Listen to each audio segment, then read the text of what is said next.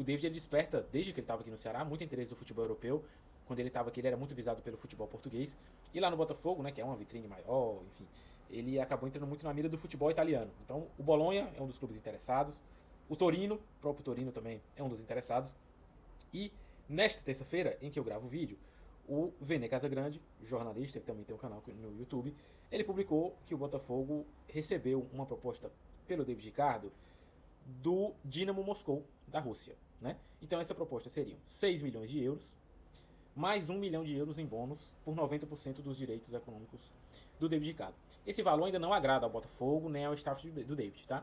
A ideia é um valor ali de 7 milhões, 8 milhões de euros. A ideia. Mas, dependendo de como as conversas correrem, né? Se de repente uma outra equipe que fizer uma proposta semelhante com essa, enfim. Mas não é o valor ideal ainda, que eles pensam para uma venda do David pelo potencial, pela idade, pelas características dele. Tanto o Botafogo quanto o staff do David Ricardo acreditam que podem conseguir uma venda com cifras melhores. Mas a proposta que tem do Dinamo Moscou é essa de 6 milhões de euros, na cotação atual, dariam 37,6 milhões de reais. Tá?